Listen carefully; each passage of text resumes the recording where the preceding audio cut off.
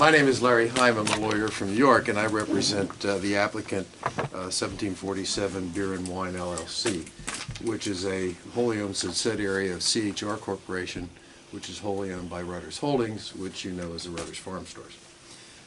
We are applying to move a license within the county, from out of the county into this municipality at a new site that we have, and we'll be building a store. It's undeveloped at the moment. The liquor code requires us to get your approval first. However, even though you would approve it, that doesn't mean the transfer is approved. We still have to go through the rather long PLCB process on a prior approval basis. We normally get the approvals before the stores are done, and then we have 6 months to finalize it, have them inspected, and the license issued. The hours of operation of the store will be that permitted by the liquor code. Monday through Saturday, 7 a.m. till 2 a.m. the next day. Sundays from 9 a.m. till 2 a.m. on Monday. The section of the store where the licensed premises will be operating, and these are actually stores within a store. It's a certain area that is licensed under the liquor code, under their regulations. The rest of it is the convenience store. All of the employees at Rutters that work in the licensed premises will be trained on the Responsible Alcohol Management Program, which is conducted by the PLCB. A store is ramp certified if the manager goes through the owner-manager training, and at least 50% of the employees. What Rutters does is they train 100% of their employees. Right now we have, as of last week, 17 stores operated, opening and operating. Usually takes us a couple weeks to get the training done, although we try to get the training done before we open. But we are usually ramp certified right away. We have, like I said, 17 open. We have another one approved that'll be opening in about 2 weeks, and 3 more that just need to be built yet. Here's some information on the ramp program. We offer a full menu. The takeout will be sold up to a legal limit of 192 fluid ounces.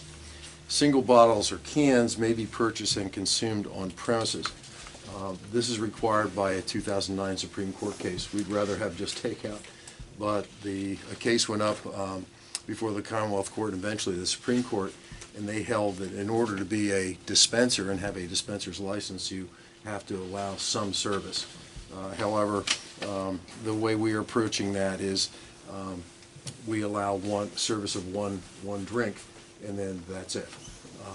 So one can or bottle can be consumed on premises, and after that is just takeout. No opened or partially consumed alcohol beverage will be permitted to leave the store and should be properly disposed of in trash receptacles before leaving the store. There'll be signage to that effect. Consuming alcohol in the parking lot will also be prohibited. The coolers in the beer cave will only contain beer, no dairy products. And although the convenience part of the store will be open 24/7, and the serving area, obviously there's no alcohol being served other than the hours that's allowed under the code. That time, the alcohol, although food will be available in the store, alcohol would not be. Is it just beer and wine? Yes.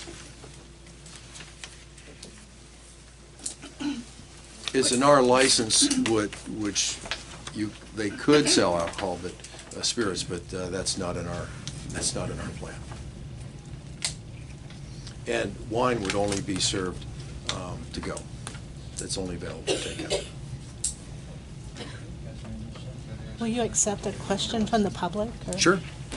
One of the questions I heard in the community was, there is a beer distributor across the street. Is there anything in the law that says they have to be so many feet apart? If there would be another licensee, yes, within so many feet. It doesn't prohibit it. It just goes to a special room up in the LCB, and they look at it and they say, okay. Same with churches, schools, playgrounds. There are restrictive institutions, but they're not prohibited. They just look at it a little closer. But I've been doing this 41 years. I never seen it make a difference. I Yeah. just asked because people were asking that. Yeah. I can kind of jump in here because before coming to Riley Wolfson, Melissa Noyes sitting in for Paul, I worked at the LCB for 2 years. So to kind of build on what he said, just for general information, if the resolution is passed here, the application can then go to the LCB. Nothing can go to the LCB unless and until the commissioners approve the application coming in. At that time, you'll see a big orange placard go up, and from that starts the clock, 30 days that nearby distributors, other licensees, schools, churches have the opportunity to file a protest with the LCB. So this is kind of the first preliminary step, and then there are still opportunities after this, if it's approved for the transfer, for people to get involved and other licensees to kind of have a voice if they have an issue with this coming in. Okay. I need a motion then to adopt this resolution number 2018-05. I'll make a motion. Second? Second. Phyllis, all in favor? Aye. Opposed? Aye. All right. If you could just note on the minutes too, the public hearing closed just prior to passage of the resolution, in the interest of completeness and legal soundness.